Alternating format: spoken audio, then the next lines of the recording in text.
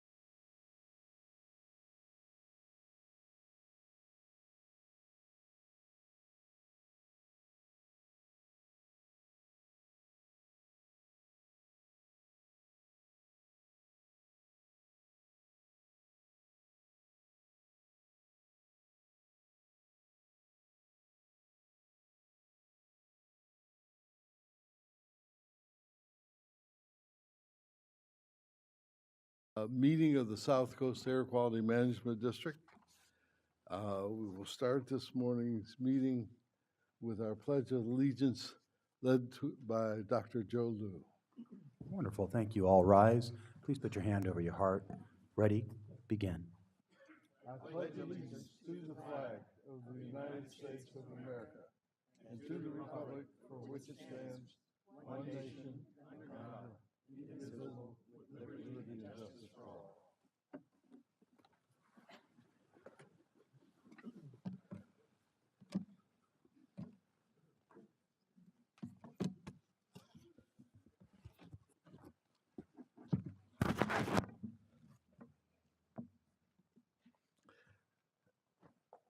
I'd like to open the meeting with any comments that my colleagues might have this morning. Dr. Parker? Good morning, colleagues. Actually, 2 weeks ago, we had a South Coast hosted a seniors meeting at the convention center, the Los Angeles Convention Center, and we had approximately 2,000 plus seniors that showed up. It was a very inspirational meeting, and our keynote speaker was the president of the Los Angeles City Council, Councilman Herb Weston. To see all the people and so engaged and really being concerned about clean air quality.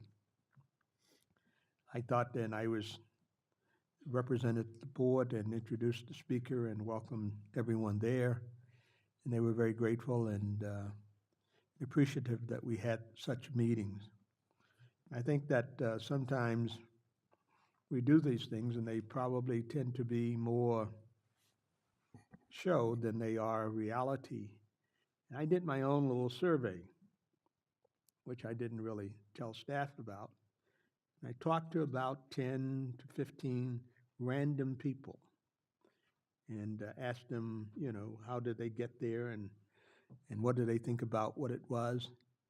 And I was amazed at the number of people that were saying that because we are seniors, we're equally and probably more concerned about the quality of air than most people would think.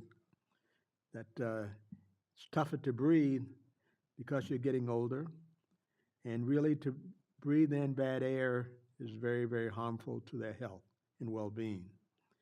And I asked them how many other people what they done. Some people were there representing large groups of people, hundreds or 200 different groups.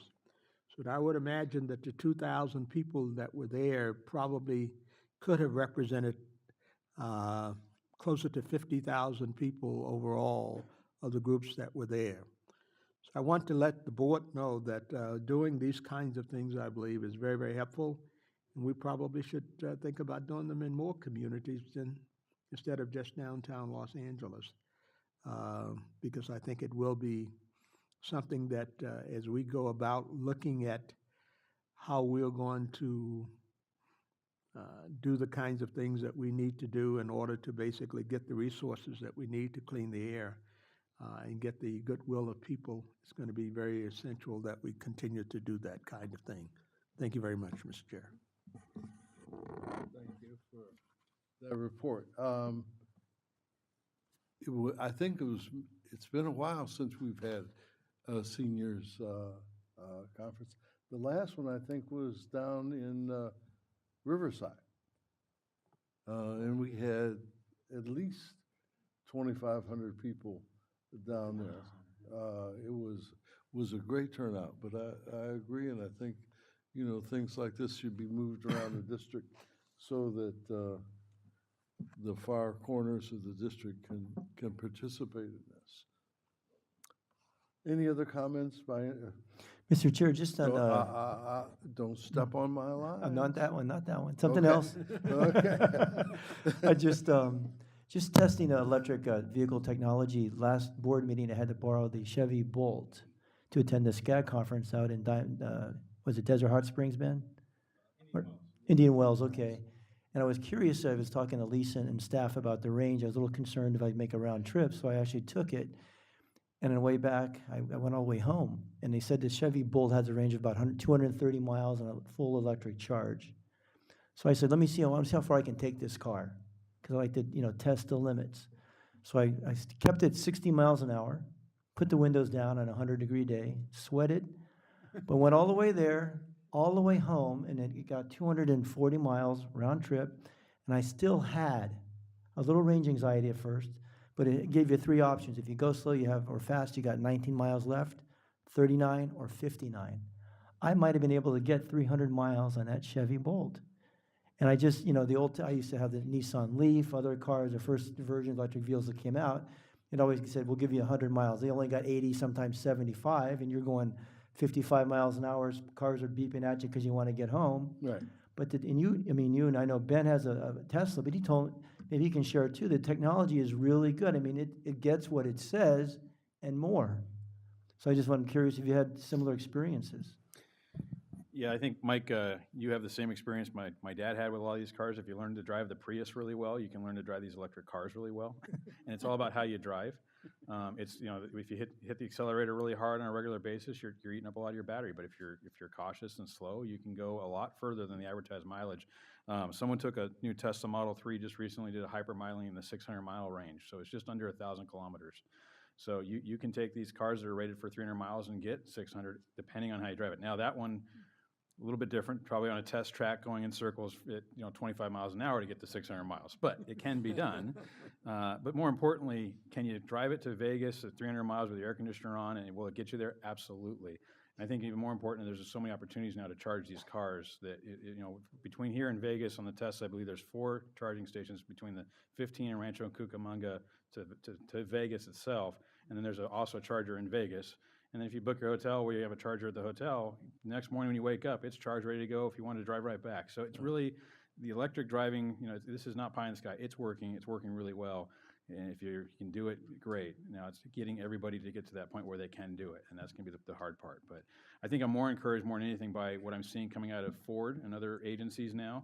The investment that company is making into electric. I think in the next 2 or 3 years, we're going to see some big announcements. I think actually shorter than that, we'll see some big announcements. In 2 or 3 years, a lot of their car lineups becoming fully electric or mostly electric. And I think that's where the big push is. And we're going to get there, but can we get there fast enough to meet our deadlines? Good question.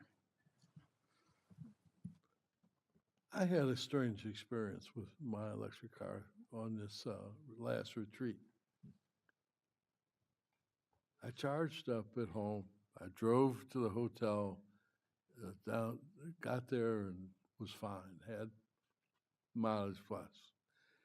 Charged up to come home. I was about 3 miles from Cabazon when my computer came on and says, you don't have enough charge to get to your house.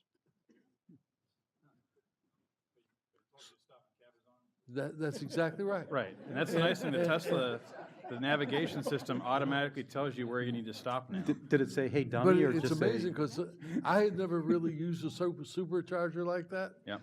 Man, you hook up to the supercharger, it just pours it right in. Yeah, it does. I mean, you sit there and watch the miles go up on your car. Yep. It's amazing. Or walk down to the Starbucks. That's what I do when I go to the supercharger there at Morongo. Walk to the Starbucks, about a 20-minute walk. By the time you get back, you got a full Starbucks is not where battery. Yvonne was headed. There's a few stores between there. Right. Well, this morning, we'd like to recognize one of our staff people. I saw a note on the internet, and it really made me very proud. Would Charlene Wynn stand up, please? Be recognized. Let me tell you about Charlene. She started with the district as a student intern with our planning, rules development, and area source division. She has since served as an inspector and was recently promoted to the assistant air quality specialist. She currently has a master's degree in industrial hygiene from UCLA and is now pursuing her PhD, and recently received the 3M Occupational Health and Safety Scholarship Award. Charlene, your contribution to improving workplace safety and your dedication to enhancing your own personal learning reflects well not only you, but all of us as an organization.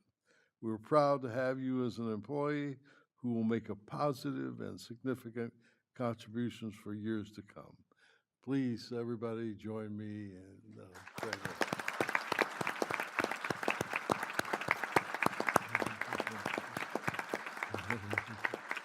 Thank you very much. Last month, Mayor Cacchiotti told us about the Bike to Work for district employees and how he was able to participate and ride his bike to the district office. Today, we want to recognize all the employees who rode their bike as part of the Bike to Work Day.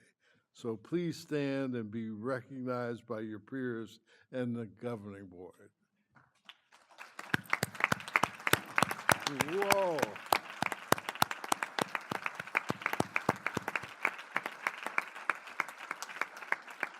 And Michael, oh, give me a break. Give me a break. Next thing you'll be doing the alley shuffle.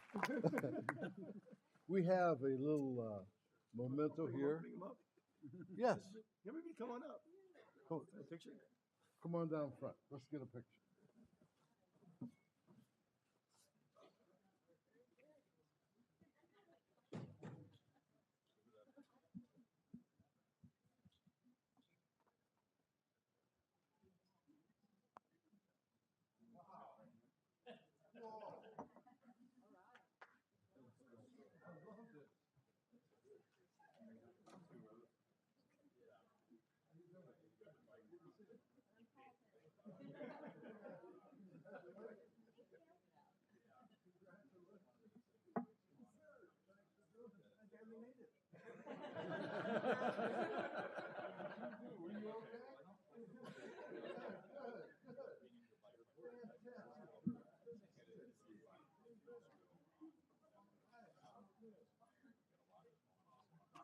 I had no clue that we have a group this size. This is amazing. Just absolutely amazing. I'm sorry I only have one picture. So we're gonna have to rotate this. Everybody will get it for 15 minutes. Where's Cacchiotti? Where'd he go? Come here, because this is also good. Your picture's on there? With Wayne? With Wayne? This will keep rats and roaches out of your office. So, we'd like to give you this as a token of our appreciation for initiating such a unbelievable experience here at the district. I'll get Wayne, and we'll get a certificate for everybody. How's that? They all got one. They all got it already? Oh, great, Let's great. get a picture with them, come on. Yes.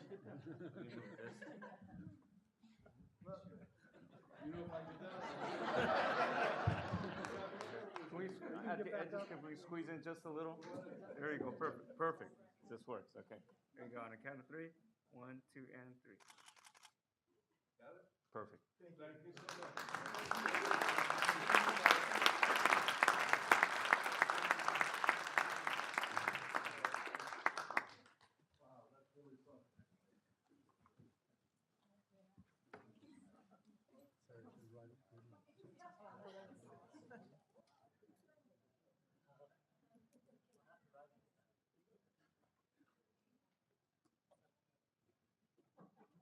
So you got to ride your bike here to get one of the shirts?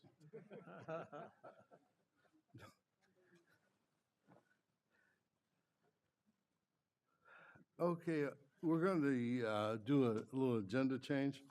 I would like to move item 24, the status on the permit backlog reduction effort, to be the first item today. In part, I want to do this to recognize all the employees who worked so hard to reach this milestone of the lowest permit backlog ever, and to get them back to work so we can keep the backlog low. Now, Good morning. Very good morning to you, I Dr. haven't Burr. recognized you yet. Oh, okay.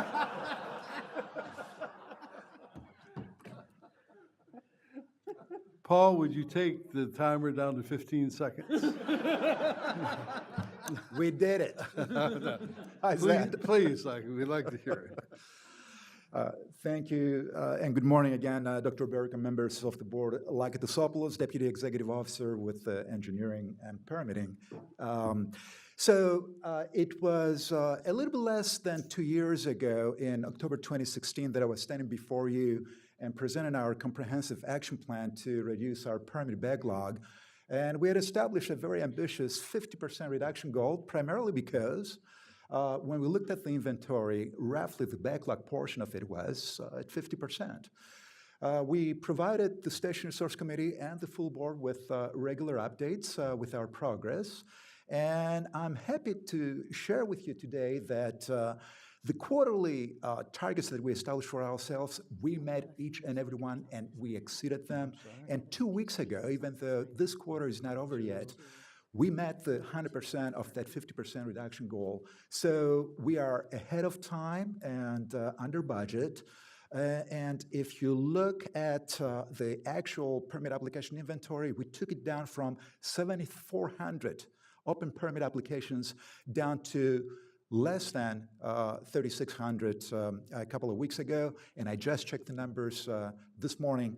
These numbers are still holding, and today we are less than 3,600. So we have reduced the backlog, the inventory, by more than 51%, and it is the lowest inventory in the last 30 plus years. And I'm stopping at 30 years because we don't have stats that go in further back. But we are not going to stop there. We are going to continue our progress. We have a good momentum going. We need to build a cushion to address or absorb the impact that we are going to experience from the reclaim transition, and there is going to be an impact.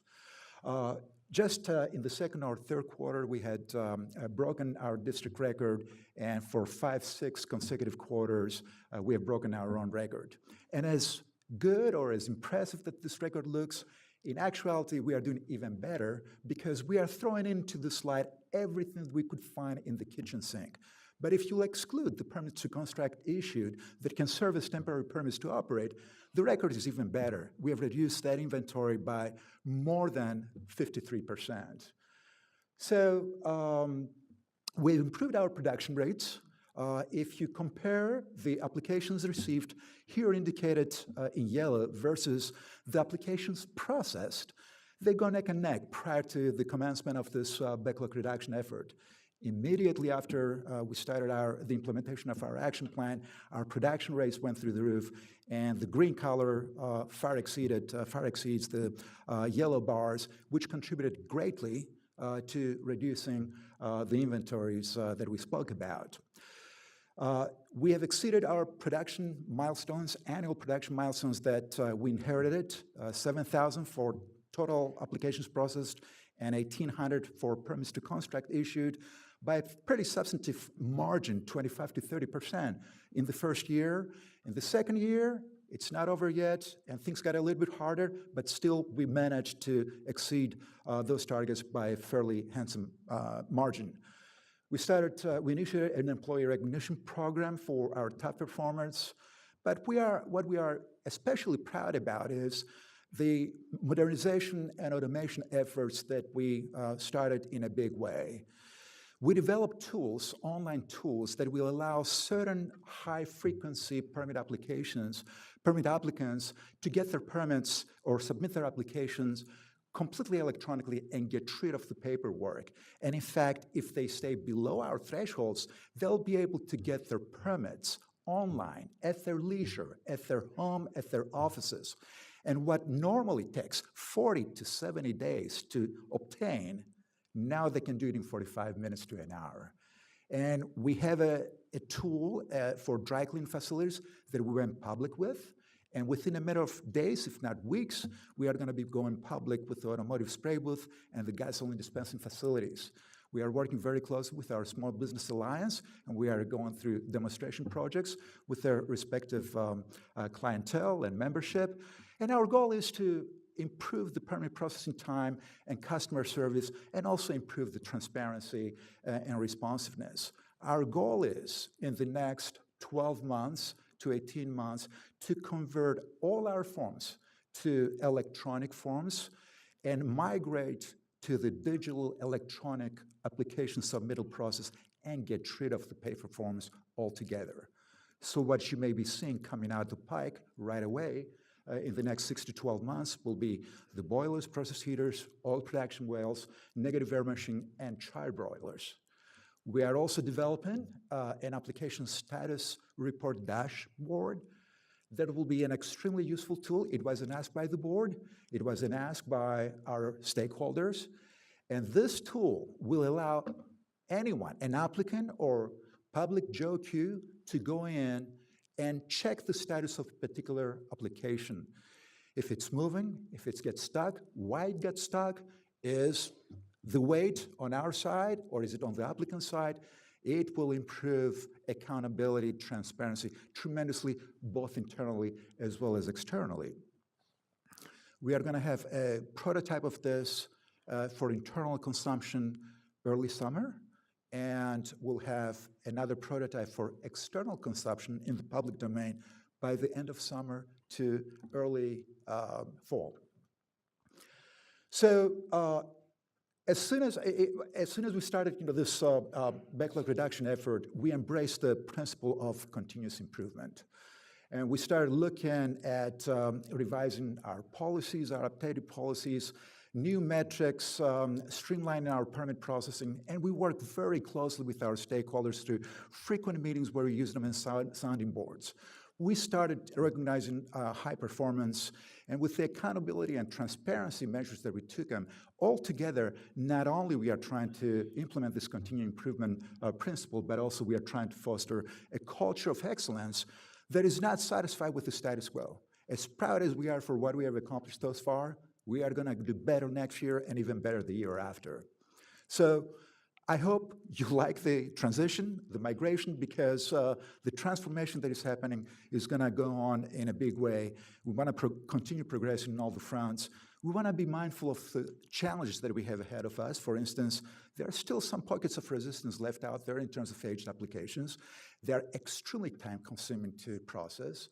We have to be smart about how we manage the reclaim transition because we are going to get hit from anything from 260 to 2,400 additional applications. They're coming.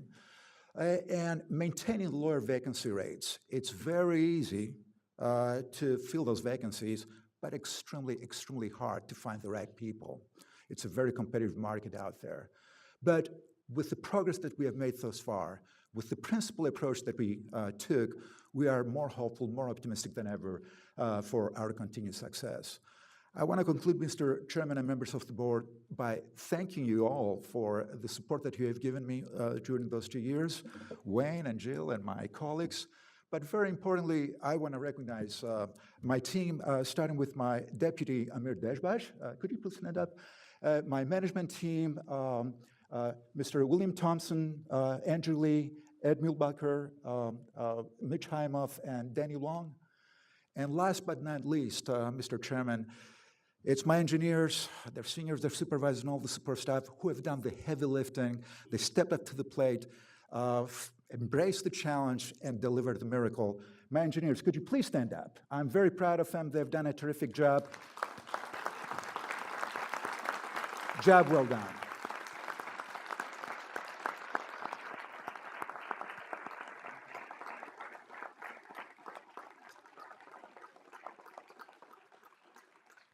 That concludes my presentation, Mr. Chairman. Presentation I've ever heard you make. I am too It was pleased. amazing. Now, let me tell you, in the 27 years I've been here, we've made a run at improving the performance but never anything like this. I mean, this is bringing us where we should be, and I think you've done a marvelous, marvelous job. Supervisor Rutherford would like to make some comments.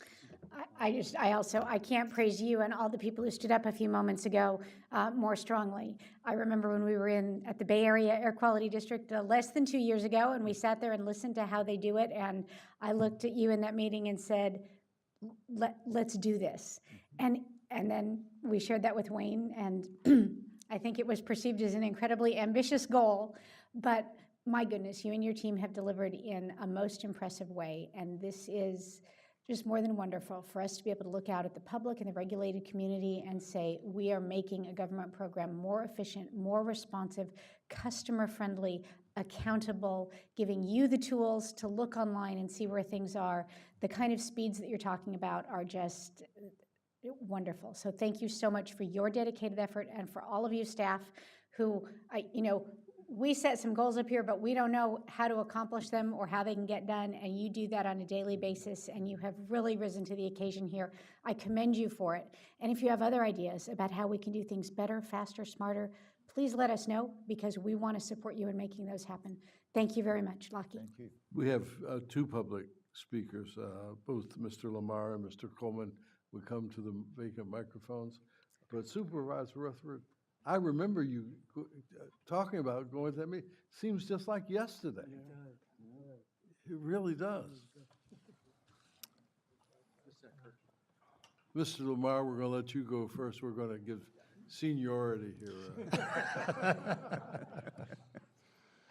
Thank you very much. Good morning, Dr. Burke, board members. I'm Bill Lamar, and I'm the Executive Director of the California Small Business Alliance. A little more than a year and a half ago, you approved staff's action plan for eliminating a monumental backlog of permits that are desperately needed by many small businesses in order for them to start up or expand their operations. And of course, business startups and expansions involve the purchase of equipment and inventory and the hiring of additional workers, all of which contribute to our regional economy. Our businesses can't afford these kinds of delays, especially when they can be avoided in the first place. As an early and consistent participant on the Permit Streamlining Task Force and providing input to staff, we've not only seen the backlog cut in half through Dr. Tsopola's leadership, but we've witnessed the entire methodology for processing permits begin and move from a manual to an automated system, thanks to Ron Moskowitz and his IM team members, who've also been active participants in these meetings. The Alliance has been privileged to assist the staff in creating an awareness and interest within some industries to participate in helping staff to launch the new system. You can be justifiably proud of the staff for their work on this project thus far. With your continued encouragement and oversight, we believe that some of the businesses we represent will soon see the day when it'll no longer be necessary for them to pay 50% more to have their applications expedited manually, because this agency will have the ability to process them electronically in a matter of hours, or as Lockie just said, in less than an hour, as opposed to weeks or months. Thank you very much. Thank you very much. Mr. Coleman? Thank you, Mr. Chairman, members of the board. I'm Kurt Coleman here today on behalf of the Southern California Air Quality Alliance. I'd like to echo what Bill said and Supervisor Rutherford and you, Mr. Chairman.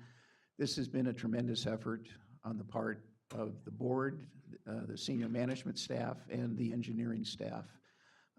If any of those parties had balked or decided this wasn't the appropriate way to go, we wouldn't be here today. I don't think we can give enough praise to Lockie and Wayne and Jill for having picked up the baton that you tossed them, and that Lockie laid down when he gave those goals. I believe firmly that the staff would reach them. I did not believe, or it was hard to conceive that they could reach them in this amount of time.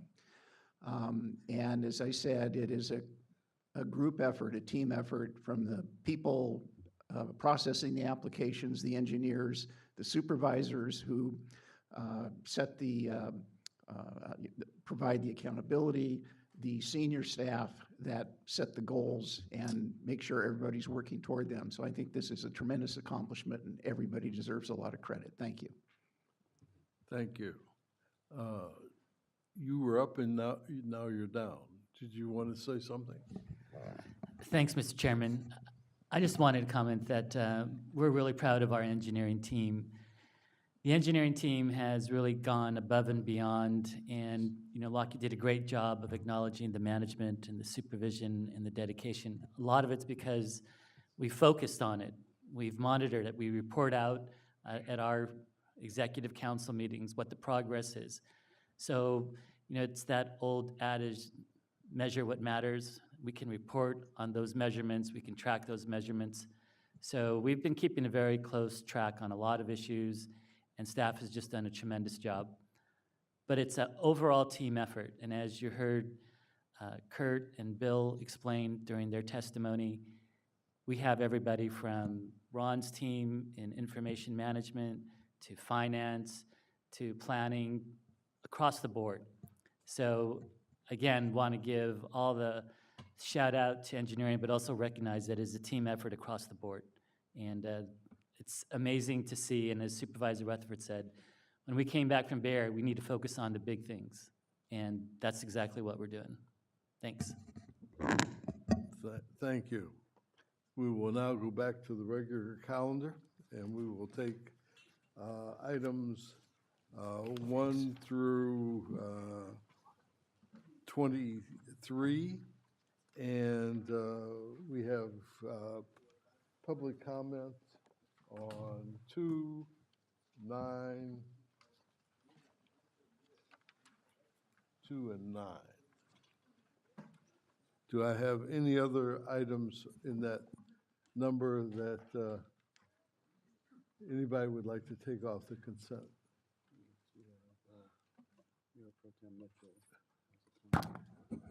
Thank you, Mr. Chair. I do not have a conflict of interest or any financial interest in item numbers 5 and 8, but I must disclose that I'm a member of the California Air Resources Board, which is involved in those items. Thank you. Joe, Thank you. you were Yeah, up thank and you, now Mr. you're Chair. down. I don't know, it just disappeared somehow. Right. You pressed that magic button again. I'd like to pull item 14, the rulemaking calendar. I had a question and comment on that one. And I am going to recuse myself from items involving contracts with companies that make charitable contributions to my employer, the Coalition for Clean Air. So I'm going to recuse myself from item number 4 because Toyota's potential source of income, which is materially affected by this item. And from item number 9, I'm going to recuse myself because Los Angeles County Metropolitan Transportation Authority is a potential source of income, which is materially affected by this item. Thank you. Okay, thank you very much. Supervisor Solis. Yes, thank you. For agenda item number 9, I do not have a financial interest, but I am required to identify for the record that I am a board member. I serve on the Los Angeles County Metropolitan Transportation Authority, which is involved in this item. Thank you, Mr. Chair.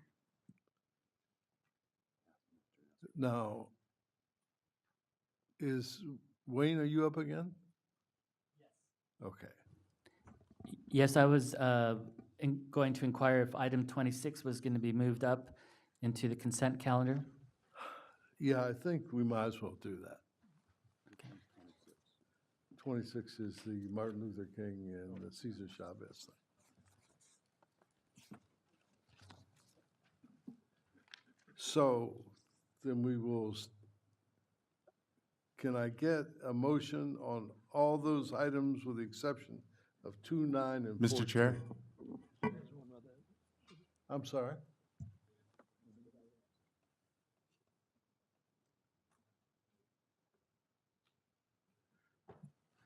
Mr. Chairman, I'm going to recuse myself on item number 6 as I have a financial interest in Chevron. That meant you bought a tank of gas this morning? I will not participate in item number 6. Okay. Thank you. Okay. Is Supervisor Solis up again, or is this board not being? I wanted to move the item. I think Oh, we were. thank you very much. Item 26. So I'd like to move that. the consent calendar with the exception of 2, 9, and 14. Do we have a second to that motion? We have a second to that motion? Dr. Burke? Yes? Before you move, item number 23, the report from the Air Resources Board. Yes. Because of the late date of the Air Resources Board meeting, we were not able to get the ARB monthly report. So we don't have that within the packet at this point. So I believe you need to exclude item 23. Okay, excluding 23. But this also includes item 26, right? Okay. I think we need to have the maker of the motion amend it. You want me to go ahead and move these items excluding? With the exclusion Yeah, of the item current 23 and report. including item 26? Yes. Okay. Thank you. So moved. Okay, relax, Joe, relax. Okay? We'll let you play baseball. And we have a motion and a second. Would the clerk open the roll?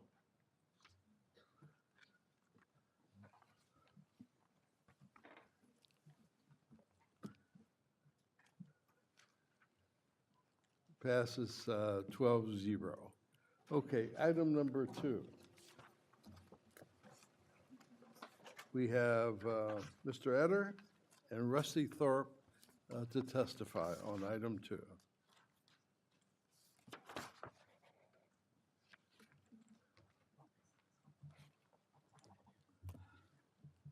Ready? Yeah. Good morning, Dr. Burke and members of the board. My name is Rusty Tharp with Goodman Manufacturing. I provided a handout this morning. I'm here to reiterate Goodman's support in general for the Rule 1111 and also for the rebates that the district is implementing. However, we do not support the labels as noted, as planned.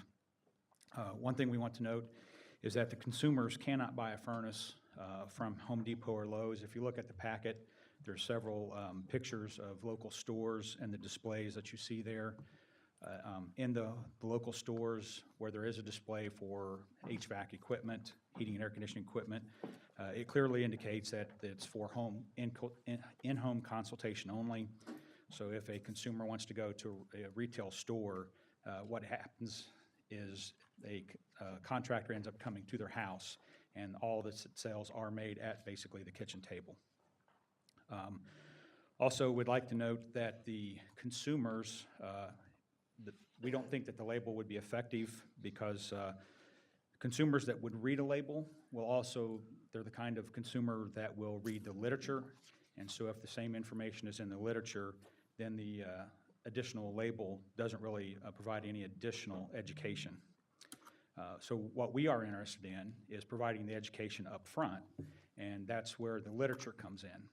So we support the proposal to modify the literature where information about the requirements of the district, 14 nanogram per joule, as well as the rebate, would be in the manufacturer-provided literature.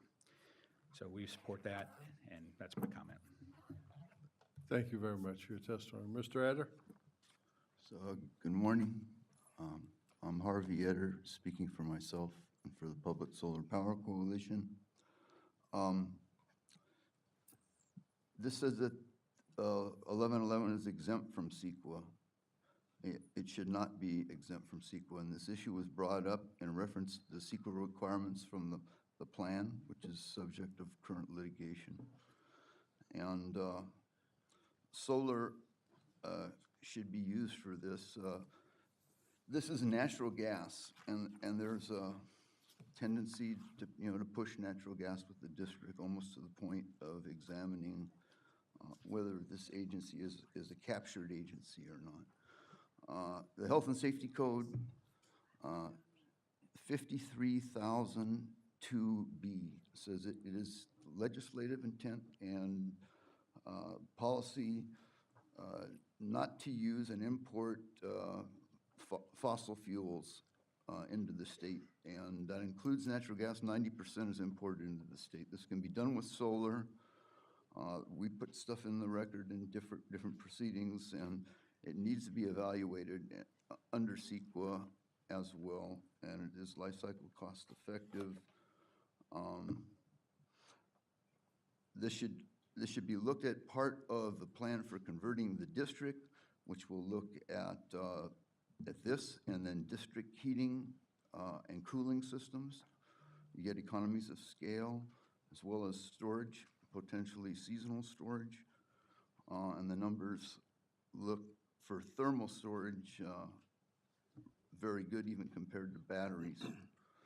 But so this would apply to photovoltaics and thermal and different types of hybrids as well.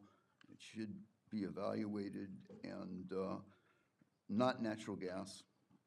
Is it toxic? It's not been evaluated as that, and that should be through the CEQA process. We brought this up in reference to the 16 plan.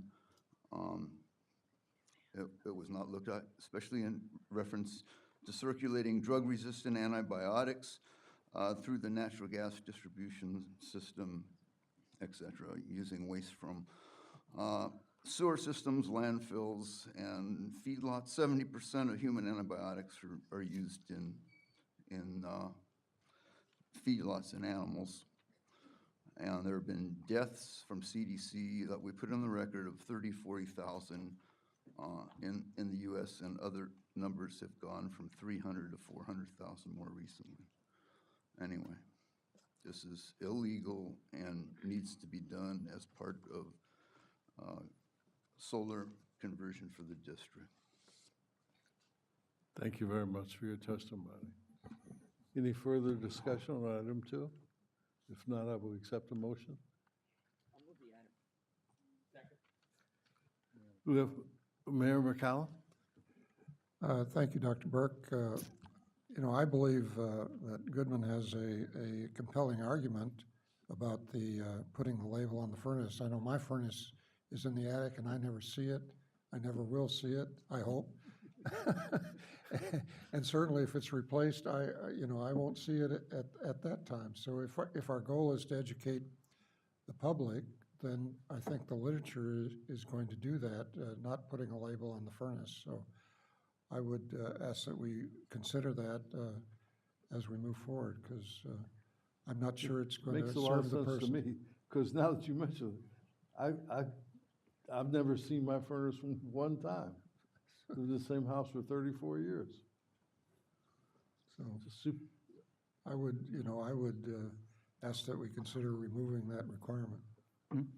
Listen, is your comment similar, Supervisor Rutherford? It is. Supervisor Nelson was very eloquent about it in committee, but it's absolutely right. We had an idea here, but practically it makes no sense. None of us are ever going to see that label. It shouldn't be a requirement, and I would ask that we drop that requirement as well. Let's go to staff and talk about labeling the furnace that we never see. Mr. Chair, I just wanted to clarify that this is just to set the hearing, so the question might be whether or not Oh, I see. It's not the time. you want to do that. Mr. Chair, as Chair of Stationary Source, we had a long discussion about this at Stationary Source, and we all came to some agreement that this is not where the label needed to be as far as on the furnace, but we did not have the authority to make that recommendation back to the board. So we recognize that we did want to tell the board that, but as we move forward next month, or when we bring this back to the full board at the actual hearing date. But yeah, we all recognized after hearing from all the parties So we're all in agreement. that's not the place We're to all have the in label. We just didn't have the authority to change that at that time. Thank you very much. Any other comments on item 2 to set the hearing? So we have a motion and a second to set the hearing. Would the clerk open the roll? Close. I didn't vote. Okay, I almost closed myself out there. Close the roll. The item passes 12-0. Okay, item number 9. Mr. Eder?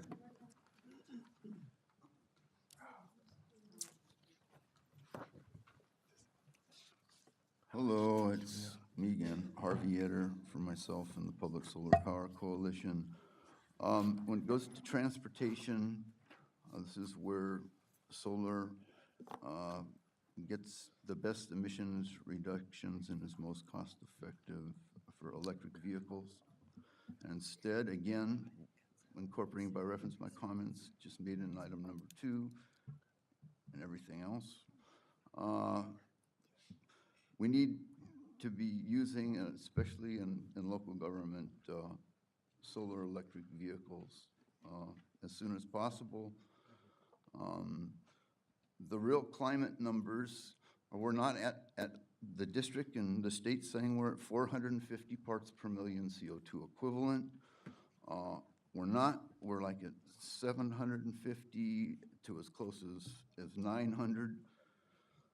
Numbers we weren't supposed to get till 2050 or 2100. There are problems with methane, and recently the radiative forcing numbers have been changed from 0.48 to 0.61 watts per meter, which is a 21% increase in with methane. That's serious. This has just come out in the literature in the last couple of years. Anyway, I want to reserve some time to public comments. Thank you. Thank you very much for your testimony. I'll move item 9. Would the clerk open the roll?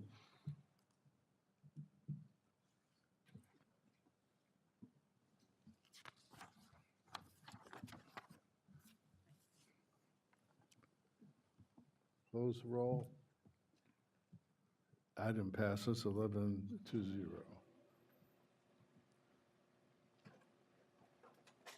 Okay, item 14 was pulled by someone? That's me.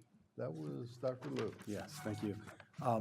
At the Coalition for Clean Air, we have a program where we work with schools to train teachers about air quality and have them teach their students about air quality and low-cost air quality sensors. And the students also get involved in air quality research using the sensors, and they form their own study teams, and they do these, use these portable PM sensors to take measurements. And yesterday I was at Garvey Intermediate School in Rosemead to see the presentations from the science teacher, Mr. Naka's 8 teams of students. And it was really interesting because many of those 8 teams actually went out to a local restaurant, and they went inside the restaurant to take PM measurements, and they were pretty surprised at how high the PM levels were inside that restaurant. It's a burger place. And there's the Santa Monica freeway is near their school. They even walked out onto the bridge on above the freeway, and the levels in the burger place were roughly 10 times higher than ambient levels outside the school and on top of the freeway and everything. So they did these presentations. They were very moving and everything. And so I promised them that I would raise this issue. And I told them that we've been, for the 10 years I've been on this governing board, trying to deal with this under fire charred broiler issue and trying to adopt a regulation. So I came home, I took a look on the rule calendar, and saw that the proposed rule, which is 1138, control of emissions from restaurant operations, has disappeared from the calendar. Even though I know I've been here for 10 years and we still haven't adopted the amended rule. And that, I know that I was pretty sure we put that in the air quality management plan. So I went to the 2016 air quality management plan. It's in there as a control measure to be adopted. Because we didn't adopt it in 2012, we put it in the air quality management plan in 2012, we didn't do that. And it also looks like we had I know we did a contract with UC Riverside, and there was a report that they were supposed to do, and it looks to me, just by searching around our website, that we might have had a 2017 SIP deadline to have that report done, but I'm not sure about that because the search function on our website doesn't give me a whole lot of confidence that I'm able to find everything I need to. Anyway, the bottom line is the 26 AQMP says that restaurant operations are the largest source of directly emitted PM 2.5 emissions in the basin. And most of that comes from these under-fired char broilers. So on behalf of Mr. Naka's students at Garvey Intermediate School, I have a question and request. The question, of course, is why isn't this rule on the rule calendar anymore? And the request is, perhaps with the chair's approval, can we maybe have staff come to Stationary Source Committee and bring us up to date on this. So if I go back to Garvey next year, I can at least report back that I was able to get something done for them. Dr. Fine will speak to the issue with regards to the inclusion on the AQMP and our status. Yeah, good morning, Dr. Liu, Philip Fine. So yeah, we can absolutely report back to stationary source on the status. The 2016 AQMP did include it as a measure, and you're right, it is the #1 direct PM 2.5 source that we have out there. And I think, I don't have the AQMP in front of me, but I think we anticipated a 2019 adoption date within the AQMP in terms of our adoption and implementation schedule to give our work with UC Riverside and now some work we're doing with San Joaquin, Air Pollution Control District, time to get some of those pilot studies done. It's been a very challenging issue. That's why it's taken so long. It's a very cost-effective way to reduce PM. It's an affordability issue.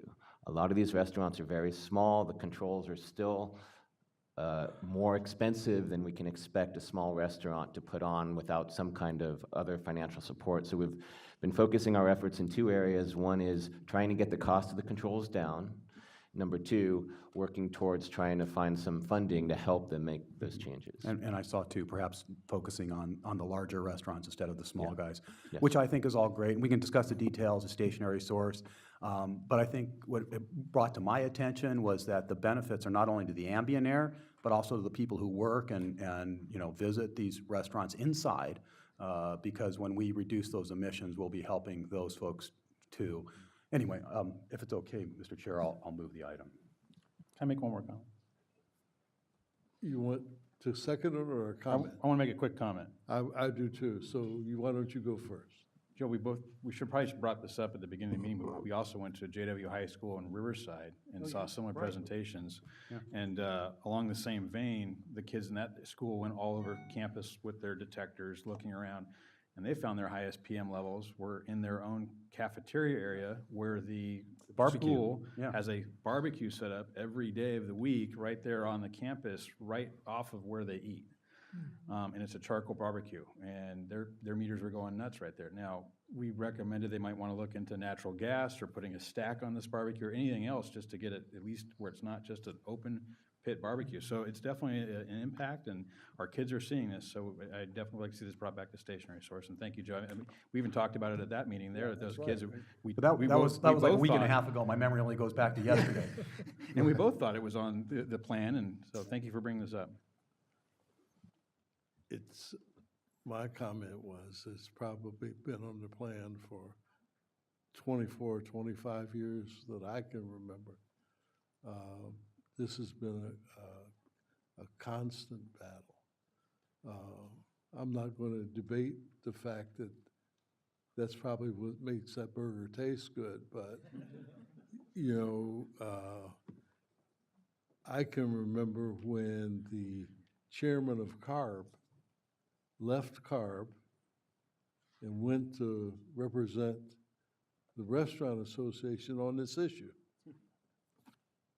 Because we were coming hard on it, and they stopped us in our tracks. So here's my internal problem. If you know something is a #1 cause of this pollution, why haven't we gone after that in a more aggressive manner? I know what defeated it before was the cost factor to the small guy. But we dealt, when you came to dry cleaners and percolite, we dealt with it because we found some money and wrote down the cost of the new dry cleaning machines. It would seem. 15 years. Huh? We gave him 15 years. Right. So it would seem to me that there would be some kind of answer in there. But I'm not going to be around for the next 25. So if if we're gonna do something about this, we need to get the chairman over there to stick the needle over to the green side. Okay, so we have do we have a motion on 9? I moved it. I'll second. Okay, we have a motion and a second. With the clerk open the roll? Close the roll. That came up with 13 absent.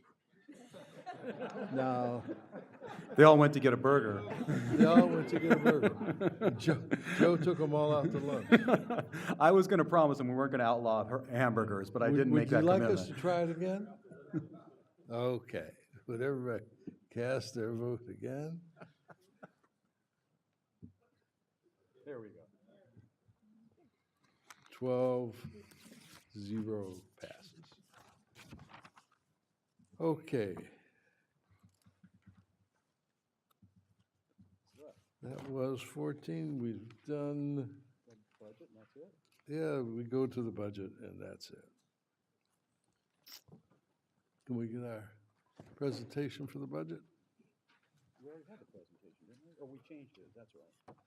Yeah. Wait. Dr. Burke, maybe I can give a little bit of background before Sujata starts. This was heard in the May governing board meeting, and at the time, it didn't pass. There weren't enough votes. Subsequent, we spoke about the budget at the retreat, and the discussion at the retreat focused on the balance aspect, which was brought up in May. And in May, it was a deficit budget, and in June, well, at the retreat, we talked about how we could balance that. Right. And Sujata will talk about that brief process and where we are today. And that's when Supervisor Nelson said he was okay with the budget cuts that you made, okay? I have one speaker slip on 25. It's Mr. Coleman. Oh, I thought that was a staff presentation. I always pick on you. I'm It can so sorry. be. I apologize. That's okay, Dr. Burke. Please give us a Okay. presentation. Good morning, Dr. Burke. Good morning, members of the board. Sujata Jain, Assistant DO of Finance. And as Wayne mentioned, this is to adopt the fiscal year proposed budget, fiscal year 18-19. And this was presented at the May board meeting, and there was some concern that the budget was not balanced by $3.6 million. And the board asked us to come back and with some cost-cutting measures to balance the budget. And we did that, and we had a presentation at the board retreat, and we showed how we had balanced the budget, but I will go over that briefly. So we increased. Wait a minute. Is there anybody who wasn't board supervisor? You've seen this? Okay. Because all the rest of us are okay with it. That's great, Dr. Is there, Burke.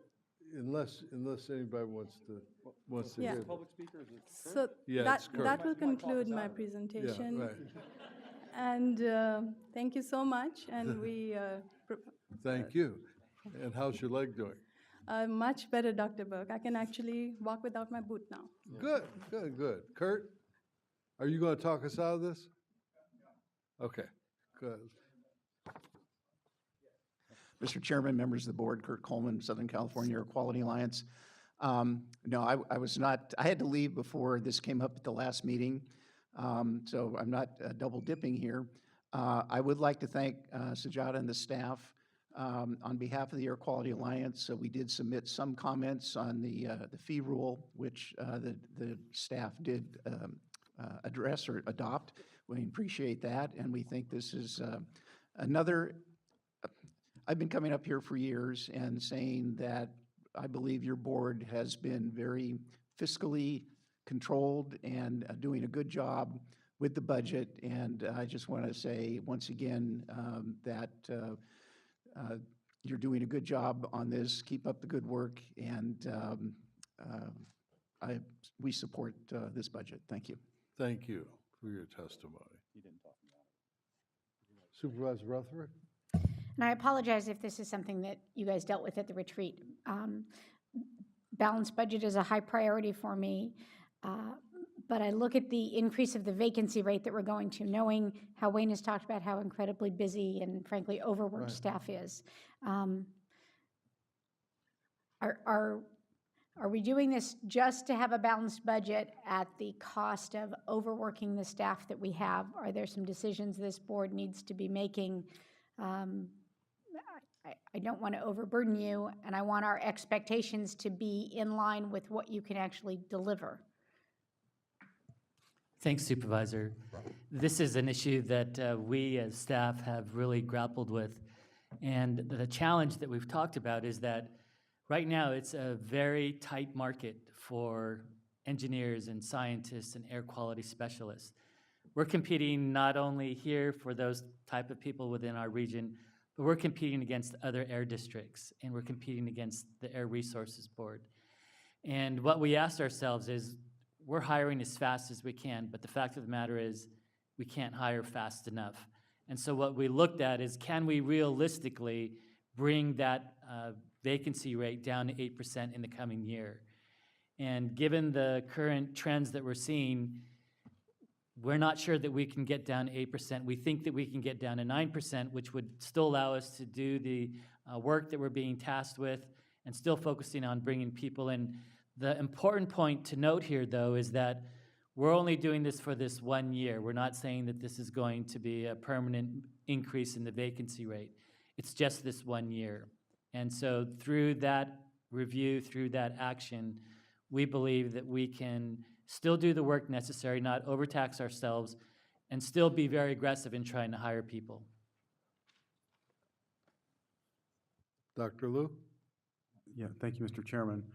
The other thing, too, is I noticed that we are increasing the number of staff, in part because of the AB 617 implementation responsibilities, but we are adding the overall to the size of the staff in this budget, and I hope that this addresses, because it's a very good point that the supervisor raised.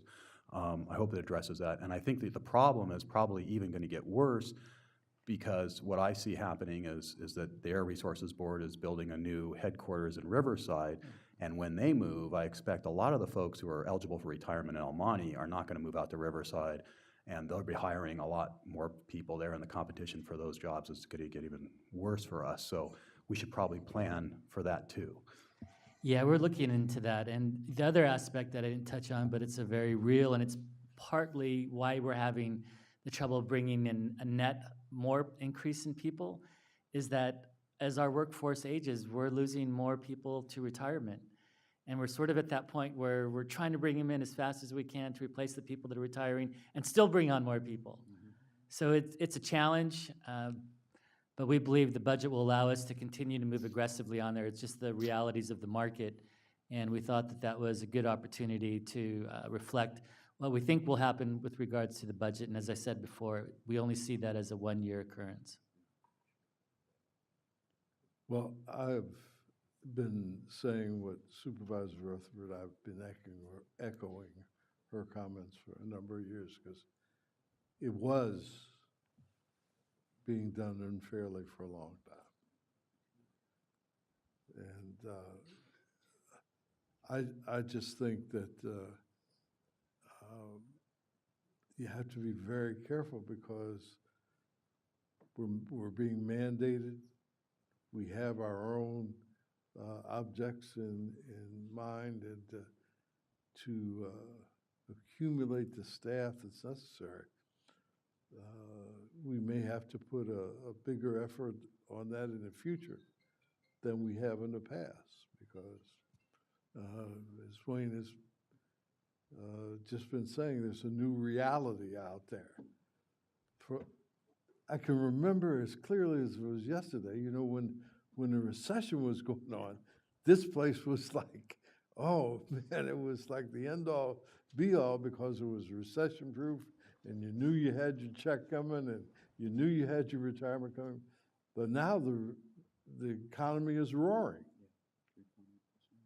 So, you know, the state of California is at the lowest unemployment rate in the past, what did it say, 18 years? So it's going to be tough to get people in the front door, but I think we really need to put a hard effort on this going forward. Anyway, we have the item presented, we've had the testimony, and so we're ready for a motion. I'll move pro the or item. con. I'll move the item, Oh, Mr. Chair. A motion, do I have a second? A second. We have a motion and a second. Would the clerk open the roll?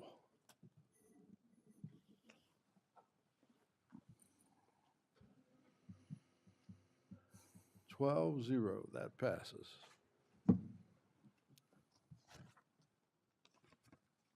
Okay, we're ready for some public comment, I would assume. Have I missed anything? That's the clerk. The clerk knows. The clerk knows, the shadow knows. You got the thumbs up from Mr. Wilson. Who the evil lurks in the minds of men, the shadow knows. Okay, Volchek, Mr. Henry Volchek? For public comment? And at the other microphone, Mr. Harvey Etter? You only have 12 seconds left, Harvey.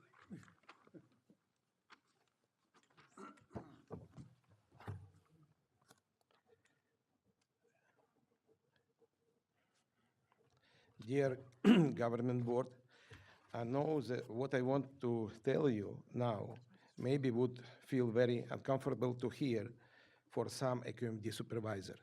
Probably you remember in February, our representative, Tatiana Voldiner, was here and explained to you about situation, what's happened with our small business.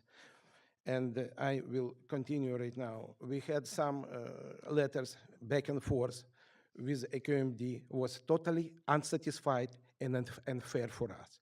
And for this reason I am here, because this is almost kill our business. And what I know, I have a perfect example how Rule 1403 can be avoided. All we have to do is to hire an environmental consultant who just don't see or doesn't want to see asbestos, estimate asbestos on less than 100 square feet in almost 100,000 square foot roof, which later was discovered to have much more of asbestos, and based on these assumptions get the permit from the city to remove the roof on top of fully stocked and fully operating warehouse. The work of removal started, and debris from the roof started to fall on the furniture and heads of our workers. 80% of roof contained asbestos was removed, and just 20% of roof still remained in time when we discovered asbestos and informed South Coast SCAQMD. Immediately after we discovered asbestos inside the warehouse, we couldn't believe that this disaster can happen to us. We never know what has been asbestos in our life before. And we hired independent environmental consultant, Titan Enviro, and he took samples from suspected material on the not yet replaced roof, and lab tests showed more than 5% of asbestos containment, and Titan Enviro report attached in my files. Second environmental consultant just did preliminary visual survey and also confirmed that around 1,500 square foot of roof materials look as also containing asbestos and recommended additional survey. Who is going to be responsible and answer to public? How was the 80% of roof was replaced in the first place when this consultant found initially only less than 100 square feet of asbestos? So only in order to potentially avoid the Rule 1403 requirement to notify SCAQMD and avoid SCAQMD supervision of very costly abatement of estimated 100,000 square foot roof containment asbestos, and finally help to create friable and not friable asbestos release disaster. This scenario of avoiding Rule 1403 enforcement did and will happen again unless SCAQMD would hold smart building owners and consultants accountable and responsible for most likely government and public misleading, and as a result creating hazardous situation and huge financial, and public health damages. Right now, with silent support of QMD, sorry, this has happened, and I feel that this is true. This environmental consultant looked that everything did right, and this will be precedent for these all other consultants have potential opportunity, don't sorry, find but your asbestos time in is the up. future, with easy visible for randomly selected environmental consultant. Thank you very much for your testimony. Mr. Eder? Good morning. I'm Harvey Eder, speaking for myself and for the Public Solar Power Coalition. One other thing I wanted to say about 53,002 and 53,000, that these were laws that were passed like in '81, and they have never been published. They've been purged by the state. In the Blue Book, that CARB publishes, California Air Pollution Rules, it's not in there. Anyway, it also had a solar secondary mortgage company, anyway. So this is indicative of the type of things that are going on, like with backsliding. There are many issues that are brought up here. This is going on. There's also I've got a number 18-17939 is being investigated. Perjury, suborning perjury, etc., in reference to this, our litigation. And I tried to expand. I got to put every bar number for everybody. And I couldn't go to the bar association. It's got a 845. Public can't get into the building. I called them for over a week trying to get a hold of them. I was supposed to get information to them a couple of days ago, and I couldn't get anybody's fax number. Anyway, it's a nightmare dealing with the bar association. And I perceive a conflict of interest in that they refer attorneys and they discipline them at the same time. Anyway, so there's process problems, and I could go on and on, but I don't know to what end. Thank you. Thank you.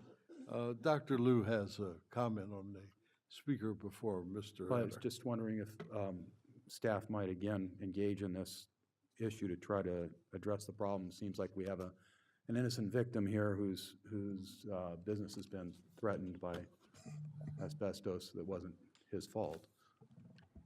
We have engaged, and I'm going to ask Mr. Sanchez to speak to the issue. Good morning, board members. Assistant Chief Deputy Counsel Nicholas Sanchez. The district was aware of the situation as far back as September 2016. As the speaker indicated, we've been actively communicating with him in correspondence and visits to the facility. To be clear, Dr. Liu, this was a tenant at a location in Vernon. They're no longer a tenant at that facility. The roof has been repaired. The material has been abated from the facility.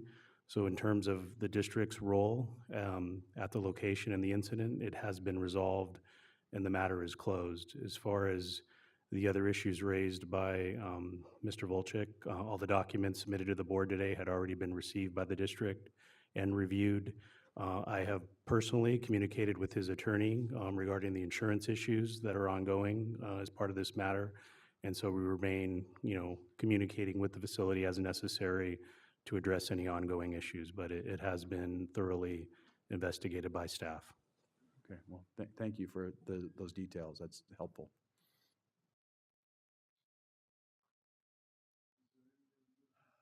Go to closed session. Then we'll ask our legal counsel to send us to closed session. Yes, Mr. Chair.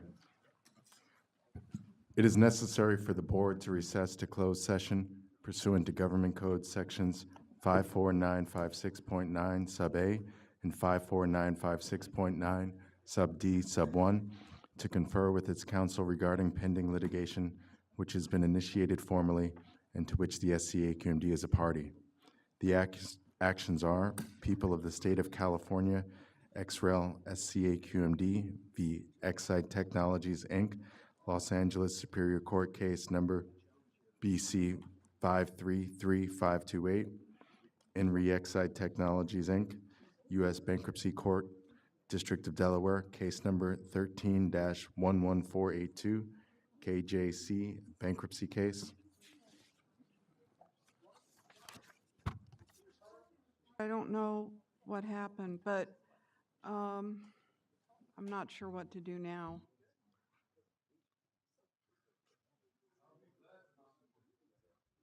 Um,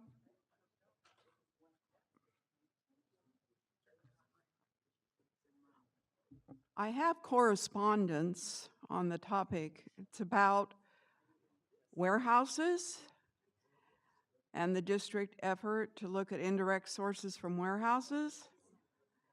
It's about Rule 1466. I'm sorry, Florence, just a minute. Was this card just given to you? Is that what you're saying? What was in the box? Oh, it was in the box. I apologize. I'm sorry. It was in the box. We didn't get it. But please continue. It's okay. I'll just tell you what it's about. Okay.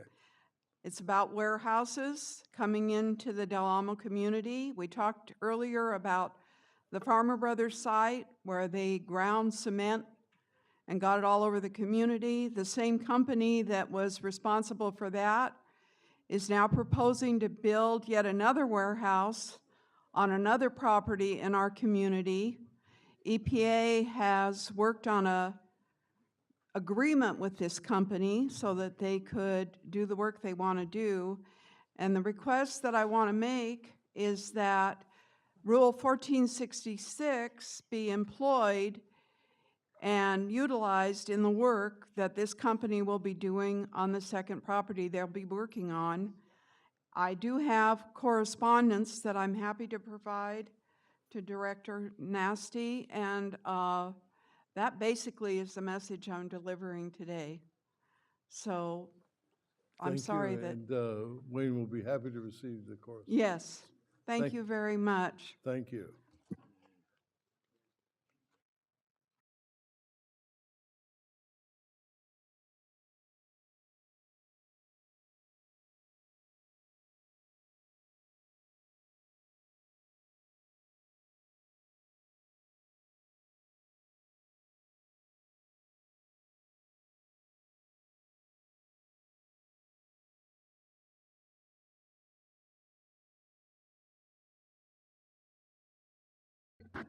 It is necessary for the board to recess to closed session pursuant to Government Code Sections 54956.9 sub A and 54956.9 D1 to confer with its counsel regarding pending litigation which has been initiated formally and to which the SCAQMD is a party.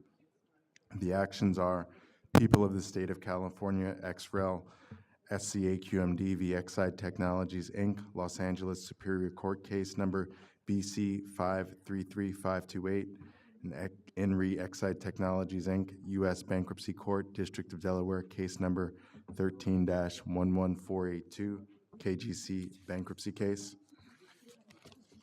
It is also necessary for the board to recess to closed session pursuant to Government Code Sections 54956.9 and 54956.9 sub D sub 4 to consider initiation of litigation, 4 cases, including the State of California and California Air Resource Board et al. v. United States Environmental Protection Agency and E. Scott Pruitt, U.S. Court of Appeals, D.C. Circuit, case number 18-1114.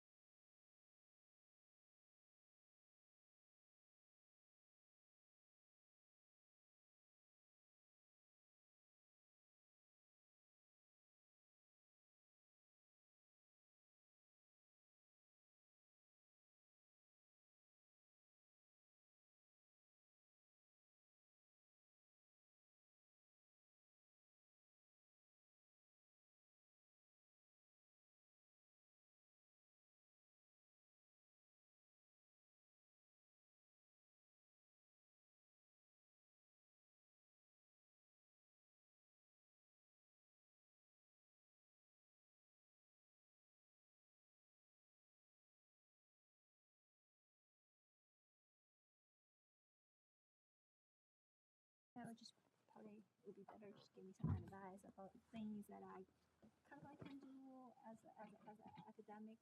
Hold on one second. I'm good.